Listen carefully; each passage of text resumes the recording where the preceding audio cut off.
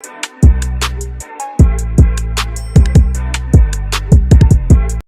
¿qué tal? En este video vamos a hablar sobre las tablas de frecuencia y los histogramas. Vamos a brindar pequeña información sustancial de ambas y vamos a elaborar completamente una tabla de frecuencia, así como un histograma a mano. Y bueno, ¿por qué las vamos a ver juntas? Básicamente es porque para elaborar un histograma se requiere de elaborar primeramente una tabla de frecuencia. Bueno, entonces empezamos. ¿Qué es un histograma? Básicamente es una representación gráfica de una variable en forma de barras. Y la superficie de cada una de estas barras es proporcional a la frecuencia de los datos o valores representados. Hasta este momento quedan volando algunos de las partes que vienen implícitas en este pequeño concepto que les acabo de poner, porque obviamente todavía no conocen la estructura del histograma. A continuación la vamos a ver, pero antes vamos a ver para qué sirven los histogramas. Básicamente nos permiten ver un panorama rápido y general de la distribución de los datos. Es decir, ¿de qué otra forma lo podemos decir? Nos muestra el comportamiento de los datos, ¿no? De manera sencilla y clara. Y a la vez nos desglosa la información total de los datos en segmentos. Y estos segmentos básicamente serían los intervalos de clase. Que hasta el momento no los conocen los intervalos de clase, pero ahorita los vamos a ver.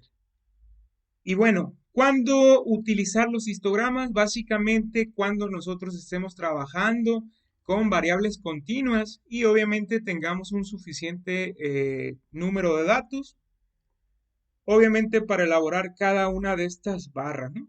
Y precisamente esto que estoy enmarcando aquí con el cursor, pues es el famoso histograma. Esta es la representación más bonita que les pude poner, una disculpa, me quedó bien feíto. Así como cualquier gráfico, entonces vamos a tener un eje X y un eje Y, ¿no? Entonces, el histograma básicamente vendría siendo este. Aquí tenemos a barras completamente unidas, ¿no? Y primeramente vamos a ver la estructura de este histograma. Y aquí dentro de la estructura del histograma tenemos primeramente que vamos a tener un número de intervalos de clase. ¿A qué se refiere con un número de intervalo de clases? Básicamente va a ser el número de barras que nosotros vamos a tener en nuestro histograma. En este caso particular, yo tengo 3 intervalos de clase, ¿no? Perdón, 4. Y vamos a ver a continuación los intervalos de clase. Y cada intervalo de clase está compuesto por un límite inferior y un límite superior. Entonces, como ya lo dije anteriormente, los intervalos de clase vienen siendo básicamente cada uno de estas barras. Entonces, el intervalo de clase tiene un límite inferior y un límite superior. ¿Cuáles son estos? Pues básicamente es donde inicia y donde termina mi barra, ¿no? Límite inferior donde inicia y un límite superior donde termina, ¿no? Y así para cada una de las barras, es decir, para cada uno de los intervalos de clase. Muy bien, vámonos con la siguiente estructura que sería el ancho de clase, también conocido como amplitud de clase. Pues básicamente este ancho de clase es el ancho que tiene cada una de las barras que están en mi histograma. Entonces, aquí les digo que cada una de los anchos de clase que tengan las barras deben de ser todas exactamente iguales, es decir, todas las barras van a tener el mismo ancho de clase, ¿no? Todas esas, esa es una de las características que tiene el histograma. ¿Qué otra característica tiene el histograma? Que las barras están completamente unidas, aquí las podemos ver. Esa es otra característica vital y elemental de qué son los histogramas. Debemos de tener barras completamente unidas. De hecho, es una de las diferencias que tiene el histograma respecto al gráfico de barras. En el gráfico de barras, básicamente las barras están completamente separadas, ¿sí? Entonces, ojo ahí porque los histogramas son con barras unidas, completamente unidas, y todas las barras tienen el mismo ancho de clase. Muy bien. Entonces, dicho esto, me regreso a este otro concepto que les dejé aquí en un inicio, que dice básicamente el histograma es una representación gráfica de una tabla de frecuencias. Así pudiéramos definir vagamente el histograma, ¿no? Entonces, como les había dicho un inicio, que para hacer primeramente un histograma, primeramente debo de construir una tabla de frecuencias. Entonces vamos a ver cómo se construyen las tablas de frecuencia. Muy bien, a continuación les tengo aquí un pequeño concepto de lo que sería una tabla de frecuencia. Básicamente es aquella que nos muestra la distribución de un conjunto de datos mediante sus frecuencias. Muy bien, y empezamos tal cual. Esta que ven aquí es la tabla de frecuencias. Estos son los rótulos del encabezado que vamos a estar haciendo cada una de estas columnas. El primer rótulo que tenemos, la primera columna es el número de intervalos de clase, posteriormente los intervalos de clase, que sería un límite inferior y un límite superior, como les comenté anteriormente, la frecuencia absoluta, que la identificamos como NI. Aquí está cómo identificar cada una de estas, y arriba puse los nombres, ¿no? ¿Qué significan? Básicamente, ¿por qué estoy haciendo esto? Es porque dependiendo el libro que ustedes seleccionen, va a cambiar la nomenclatura, ¿no? Así como yo tengo NI, en algunos libros lo manejan como F mayúscula.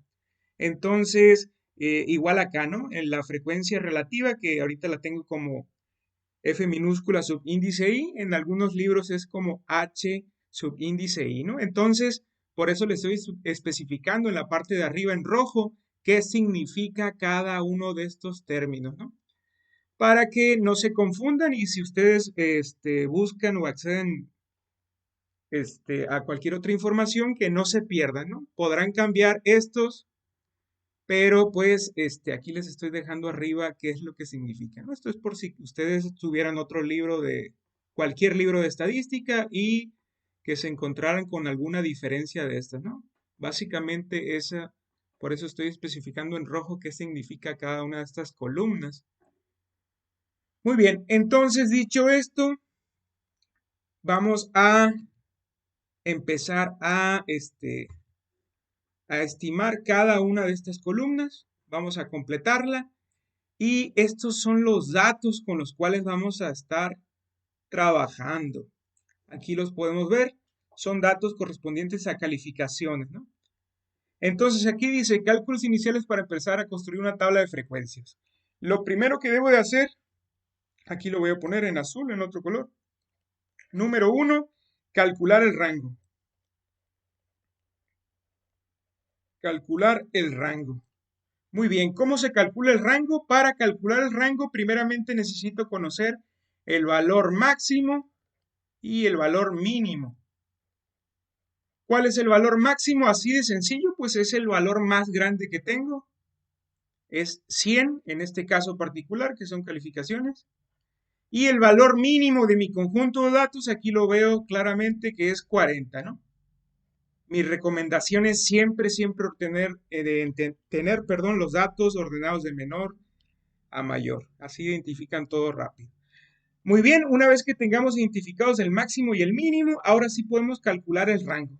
¿Cómo se calcula el rango? Aquí lo voy a dejar la fórmula. El rango es igual al valor máximo menos el valor mínimo. Y esto sería básicamente 100 menos 40. Y el rango sería igual a 60. Muy bien, ya lo tenemos. Vámonos con el paso número 2. Esto lo voy a poner acá arriba. El paso número 2 sería, aquí lo voy a dejar, paso número 2. El paso número 2 es calcular o estimar el número de intervalos de clase. Número de intervalos de clase. Para el número de intervalos de clase vamos a utilizar la fórmula o la regla de Sturges. Esta regla básicamente es la siguiente. Básicamente es igual a 1 más 3.332. Todo esto multiplicado por el logaritmo de el valor de n. Muy bien, nos falta entonces identificar, ¿no? Aquí tengo que la fórmula o la regla de Sturges para calcular el número de intervalos de clase es 1 más 3.332 multiplicado por el logaritmo de n. Bueno, ¿cuál es el valor de n? Aquí lo voy a poner abajo. N es igual a... ¿Cuántos datos tengo? Vamos a ver. 1, 2, 3, 4... Tengo 28 datos. Entonces, n es igual a 28. Esa es la cantidad de datos totales que tengo. Muy bien, ahora sí puedo sustituir aquí abajo la fórmula. Va a ser igual a 1 más 3.332 multiplicado por el logaritmo de 28, ¿no? Aquí ya sustituyendo el valor de n. Y esto me daría un resultado de 5.82. Muy bien, 5.82, ese es el valor que yo estoy obteniendo de el número de intervalos de clase, ¿no? Muy bien, este valor de aquí lo voy a redondear y básicamente voy a tener el valor de 6. ¿Por qué lo estoy redondeando? Ojo, aquí voy a cambiar de color. Es una regla que existe. ¿Cuál es la regla? Básicamente siempre voy a redondear al entero más próximo. Esa es una regla aquí. Siempre redondear al entero más próximo. Entonces aquí teníamos que nos había dado 5.82 y lo vamos a dejar en 6. Ojo ahí con esa regla, es vital. Ahora sí, continuamos. Entonces vámonos con el punto número 3. Híjole, por el espacio, acá lo voy a poner abajo. El punto número, a ver, bueno, ya saben que aquí ya calculé el rango, entonces me dio 60, entonces nomás lo voy a borrar y lo voy a dejar indicado aquí, para que me dé el espacio.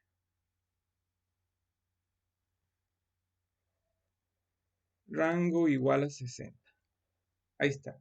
Ahora sí, fue el primer punto, este fue el segundo y vámonos con el tercero y último. Aquí lo voy a dejar.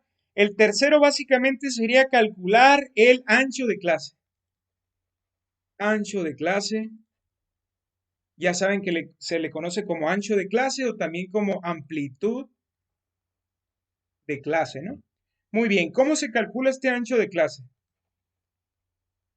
El ancho de clase se calcula, sería el rango dividido entre el número de intervalos de clase.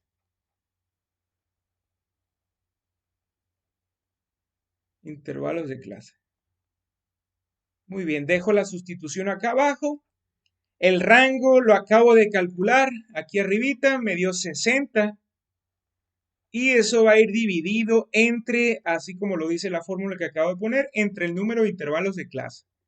Acá lo tengo, fue donde utilicé la regla y redondeé a 6, ¿no? Entonces, aquí quedó la sustitución tal cual. El rango que es 60 dividido entre el número de intervalos de clase, entre 6. Entonces, eso me va a dar el resultado de 10. Y lo voy a dejar indicado, ¿no? Muy bien, entonces, básicamente eso es todo lo que debo de hacer para empezar a construir o a completar mi tabla de frecuencia. Primeramente, aquí tenemos la columna que dice número de intervalos de clase. Muy bien, pues el número de intervalos de clases acá está. Ya lo calculé y me dio que son 6. Entonces, simplemente los anoto. Aquí yo voy a tener 6, ¿no? 2, 3, 4, 5 y 6. Ahí está la primera columna. La segunda columna es de intervalos de clase. Debo de marcar un límite inferior y un límite superior. Entonces empiezo a poner el primer intervalo de clase.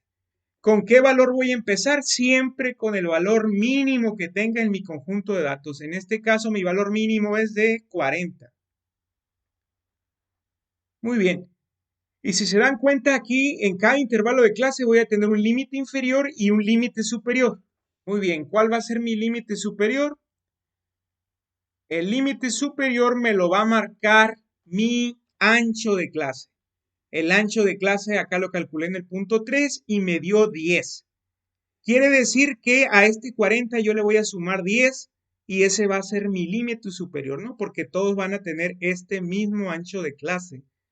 Entonces, aquí va a ser 50. Y el 50 lo voy a bajar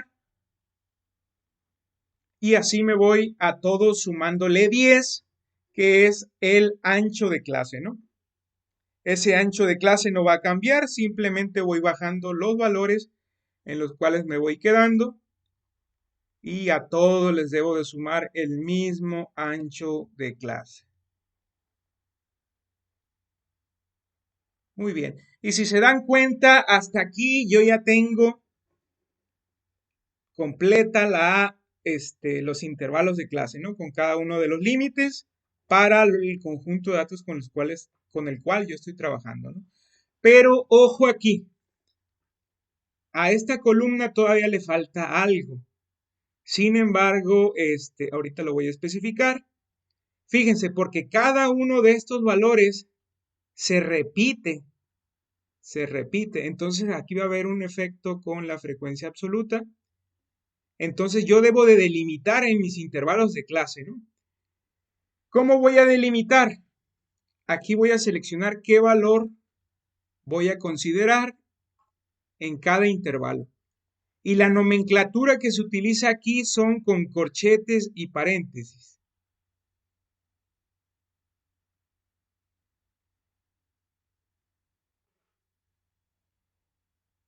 Un corchete, paréntesis, corchete, paréntesis, corchete, repito. Y el último, doble corchete. Ahorita van a ver la razón. Muy bien. Ahorita se van a dar cuenta de por qué estoy poniendo esta siguiente nomenclatura, por qué en algunos incluyo corchete y por qué en otros incluyo un paréntesis. Y bueno, esto va ligado a la frecuencia absoluta que voy a estimar en esta columna. Muy bien, la frecuencia absoluta, que en este caso lo estamos marcando como n minúscula subíndice i, ¿cómo va a ser? Es decir, yo voy a estimar, o más bien voy a ver, de manera, en mi conjunto de datos voy a ver, todos los valores que yo tenga que sean desde el 40 hasta antes del 50. ¿Y por qué estoy diciendo, si aquí va de 40 a 50, por qué estoy diciendo hasta antes del 50? Esto es porque yo tengo un paréntesis al lado del 50. ¿Qué quiere decir el paréntesis al lado de un número cuando yo formo intervalos de clase? Significa que el valor que yo tengo a un lado del paréntesis no lo voy a considerar. Y cuando tengo un corchete al lado de un valor, significa que sí lo voy a considerar. Ejemplo, aquí dice desde 40 hasta antes del 50, ¿no? Entonces voy a buscar la frecuencia absoluta, es decir, cuántos valores hay en este intervalo. Voy a hacerlo con el color verde. Entonces vamos viendo, de 40 a 50 yo tengo, hasta antes de 50, tengo 3 valores. Ojo, ¿por qué tengo 3 valores? Porque es desde 40 hasta antes de 50. El 40 sí está al lado de un corchete, pero el 50 está a un lado de un paréntesis. Y la nomenclatura aquí me dice que yo voy a considerar valores desde el 40 hasta antes del 50. ¿Y todo esto por qué? Porque en el siguiente intervalo de clase, ahora sí estoy considerando el valor de 50. Fíjense, aquí está un corchete al lado del 50 y en el 60 tengo un paréntesis. Entonces, ¿cómo voy a buscar en este intervalo? Voy a buscar valores ahora sí desde el 50 hasta antes del 60. Vámoslo haciendo acá con otro color. Desde el 50 hasta antes del 60. Tengo, aquí van 3, 4. 4 valores tengo antes de el 60, ¿no? Muy bien, vámonos con el siguiente intervalo de clase. Ahora sí, fíjense, tengo un corchete al lado del 60, quiere decir que aquí sí voy a incluir los valores que yo tengo desde el 60 hasta antes del 70. Entonces, vamos viendo cuántos valores tengo desde 60 hasta antes del 70. Y yo tengo, voy a cambiar de color para que ustedes lo vean. 1, 2, 3, 4, 5, 6, 7 valores tengo aquí. En este intervalo tengo 7 valores que están desde el 60 hasta antes del 70. En el siguiente intervalo, ahora sí voy a considerar valores desde el 70 porque tengo un corchete hasta antes del 80 porque a un lado del 80 hay un paréntesis. Entonces, vuelvo a cambiar de color para que ustedes lo puedan ver. Desde 70 hasta antes de 80. Entonces tengo 1, 2, 3, 4 valores. Y de nuevo para el siguiente intervalo, que es de 80 hasta antes de 90. 1, 2, 3, 4, 5, 6.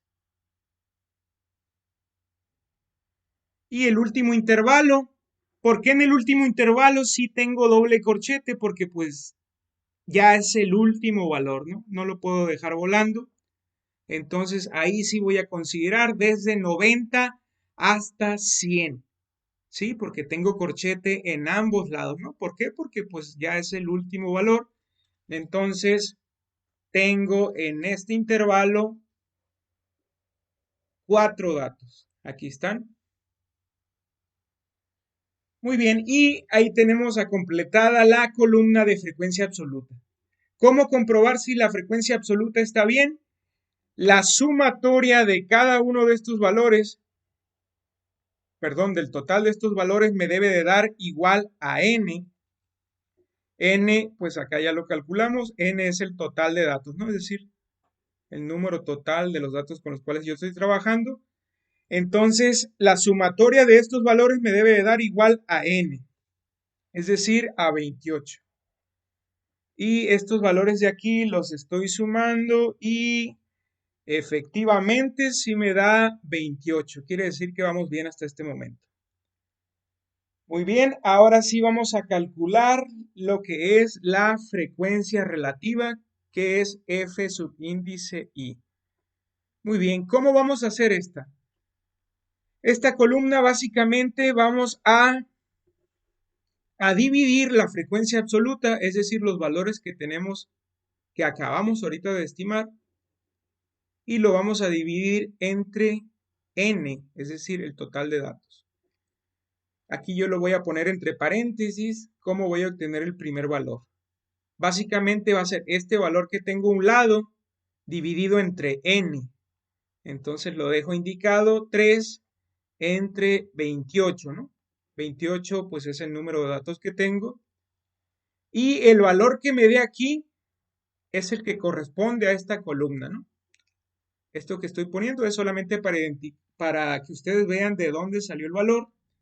Entonces, este valor me debe de dar 0.107. Muy bien, y ahora me voy con el siguiente valor. Pues ahora el valor es 4. Y de igual manera lo voy a dividir entre el número de datos totales, es decir, entre n, que es 28, ¿no? La cantidad de datos totales que tengo. Y eso me va a dar 0.142. Y así hago exactamente lo mismo para cada uno de los valores, ¿no? Obviamente correspondiente a cada fila en la cual yo vaya. Este de aquí es 0.25. Este de aquí se repite, ya lo calculé arriba. 0.142. Este de aquí es nuevo. Ya no voy a poner, solamente voy a poner el número. Y este de aquí es exactamente igual al de arriba, ¿no? Muy bien. ¿Cómo hacer la comprobación para esta columna? Si vamos bien hasta este momento. La sumatoria de estos valores me debe de dar 1 o un valor muy cercano a 1. ¿Y por qué me refiero a un valor muy cercano a 1? Esto es porque yo aquí no estoy poniendo los dígitos totales, solamente estoy incluyendo después del punto 3 dígitos, ¿no? Entonces, en mi caso particular, si yo sumo esos valores me da .997, prácticamente es 1, ¿no? Entonces vamos bien. Si hubiera una diferencia muy marcada, es decir, que estuviera un valor muy alejado a 1, significa que algo hice mal por ahí, ¿no? Tengo que volver a verificar, ya sea por acá o en la misma columna, ¿no? Muy bien, nos movemos a la siguiente. Ay, perdón. Aquí me fui, me perdí totalmente. Muy bien, retomando, vamos a ahora estimar la siguiente columna, que es la de frecuencia absoluta acumulada. Muy bien, ¿cómo se calcula la frecuencia absoluta acumulada? Básicamente es ir sumando los valores, estos que tengo en la primera columna, que es la de frecuencia absoluta. ¿Cómo lo vamos a hacer? Muy bien, voy a cambiar aquí de color. Básicamente el primer valor pues es 3, ¿no? ¿Cuál es la frecuencia absoluta acumulada hasta este momento? Aquí lo tengo, lo voy a poner con una línea para que ustedes no se pierdan, ¿no? 3. ¿Cuál es el valor que yo tengo acumulado en esta segunda fila? Sería el valor que yo tengo de 3 más 4, ¿no? El acumulado ahí hasta ese momento es 7.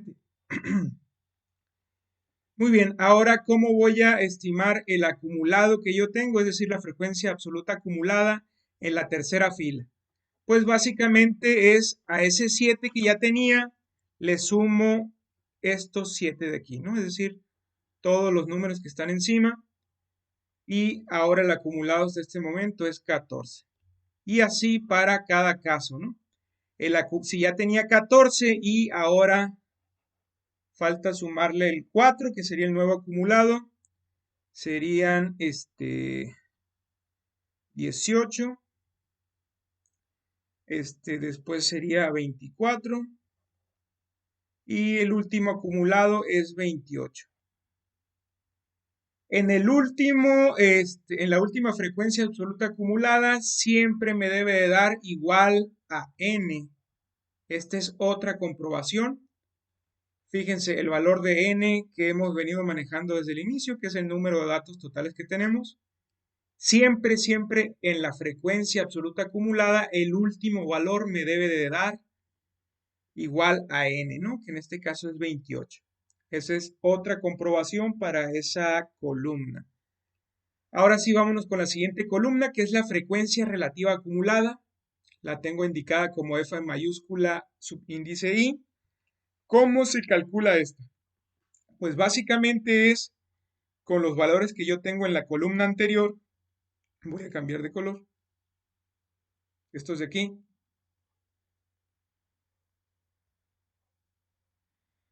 ¿Cómo lo voy a hacer? Básicamente al valor de la frecuencia absoluta acumulada, es decir, el anterior, lo voy a dividir entre n. Aquí lo voy a dejar indicado entre paréntesis. El valor anterior que acabo de calcular dividido entre n, ¿no? Es decir, entre 28. Y eso me da 0.107. Y bueno, estos ya voy a poner los puros valores para que alcancen aquí, ¿no? Eso solamente lo dejo indicado para que ustedes vean de dónde salen estos valores.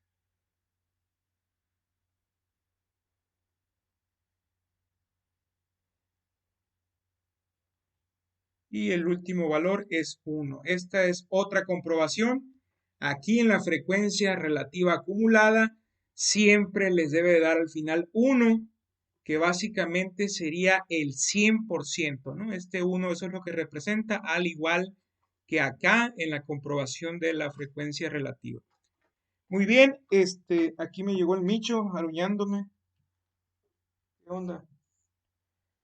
Muy bien, vamos a la marca de clase del punto, perdón, vamos a calcular lo que viene siendo la marca de clase, que también se le conoce como punto medio. Y yo la estoy indicando como X subíndice Y. Les digo, dependiendo del libro o donde ustedes lo buscan, puede cambiar, entonces por eso estoy dejando especificado arriba. ¿Qué es la marca de clase? Aquí lo puedo ver con la segunda forma de cómo identificarlo. Es básicamente el punto medio. ¿El punto medio de qué? De cada intervalo de clase. Si se dan cuenta, este va desde 40 hasta 50. ¿El punto medio cuánto es? Pues exactamente la mitad, ¿no? 45. El segundo intervalo va desde 50 hasta 60. ¿Cuál va a ser el valor medio? Pues va a ser 55, 65, 75, 85, 95. Muy bien. Entonces, pues básicamente esto sería la tabla completa. Este, y una vez lista mi tabla, ya puedo elaborar mi tan esperado histograma. Muy bien. ¿Cómo voy a elaborar mi histograma? Primeramente, yo voy a tener así, siempre en cualquier tipo de gráfico, yo voy a tener dos ejes, ¿no? El eje X y el eje Y. Entonces, ¿por qué estoy poniendo en el eje X estos valores 40, 50, 60, 70, 80, 90, 100? Pues básicamente estos valores son mis intervalos de clase. Aquí los tengo, ¿no? Por eso es que yo empiezo con esos valores. Si que está, pues aquí me la marcan los mismos intervalos de clase, ¿no? Muy bien, y en el eje Y, ¿por qué estoy colocando valores desde el 1 hasta el 7?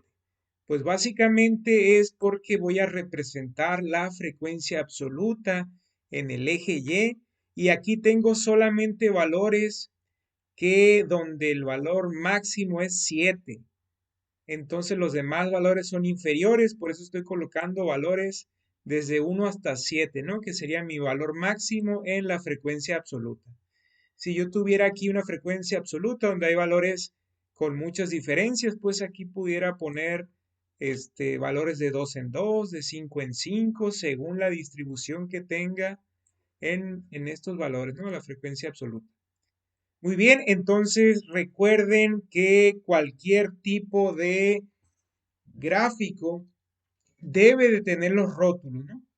Estos valores de aquí, que son los que corresponden a los valores de los intervalos de clase, vienen siendo las calificaciones, ¿no? Esos son, esa es la variable, ¿no? De medición.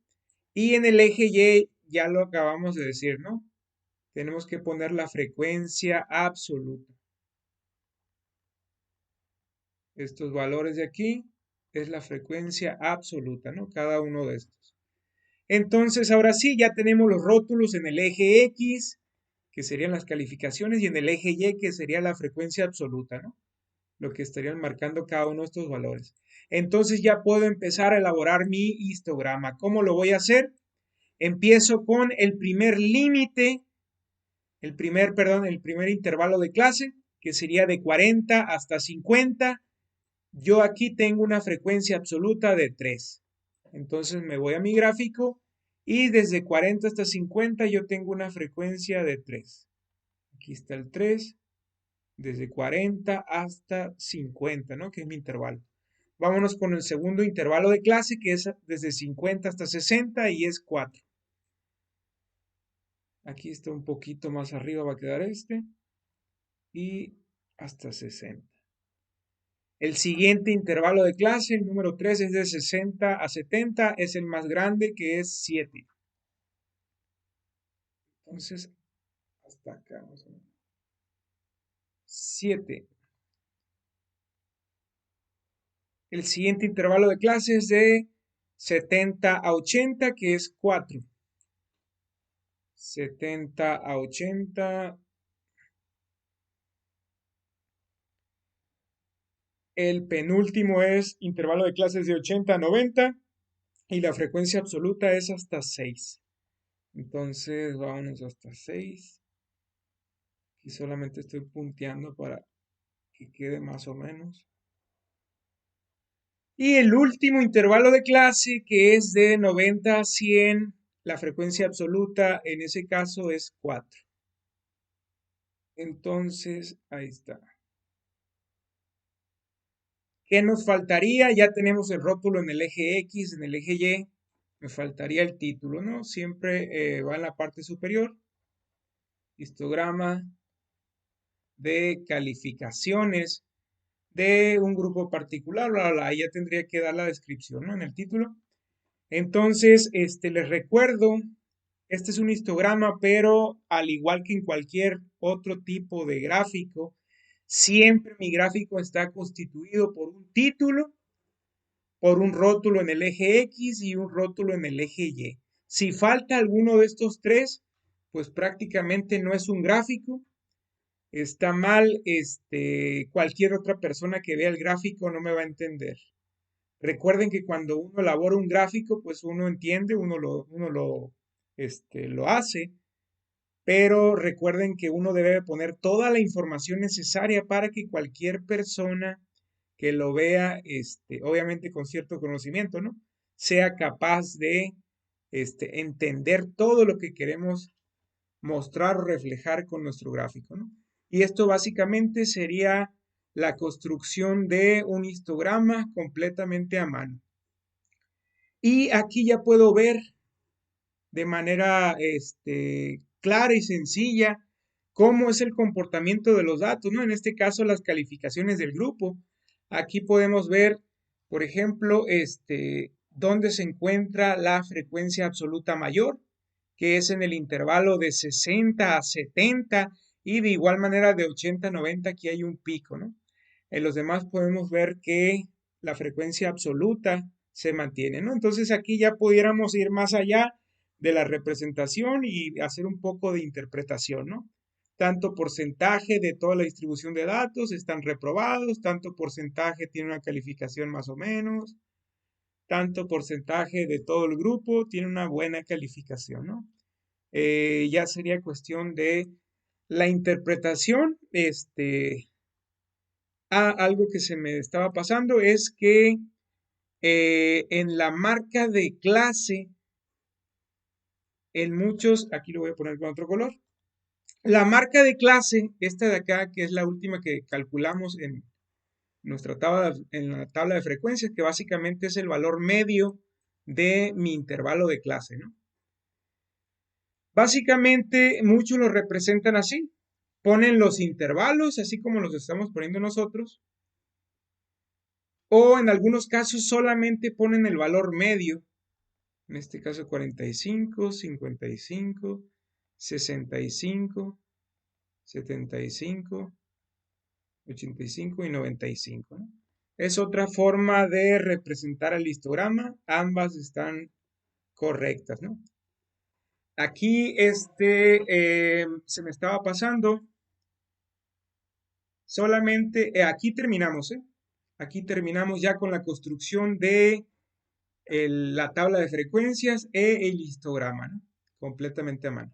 Aquí solamente voy a regresarme para decir algo adicional de ¿no? Del ancho de clase o de la amplitud de clase, ¿no? En este caso particular nos dio un valor de 10, que es un número entero, ¿no? En este caso, aquí también existe una regla, la voy a poner en rojo. La regla para el ancho de clase es la siguiente. Si siempre, aquí lo voy a dejar indicado, siempre redondear hacia arriba. Siempre redondear hacia arriba. En este caso nos dio un valor entero, así que no hay problema, pero por ejemplo, si nos hubiera dado 9.9, pues hay que redondear siempre, siempre hacia arriba, ¿no? Entonces, ojo nomás aquí, es una regla que se me había pasado porque, pues, nos dio un valor entero, ¿no? para este ejercicio. Pero si tocara un conjunto de datos en los cuales yo estimara el ancho de clase y me diera un valor que no fuera entero, como regla recuerden siempre redondear hacia arriba. Ok, ahora sí sería todo. Cualquier duda o comentario me lo pueden dejar y responderé en cuanto pueda. Saludos.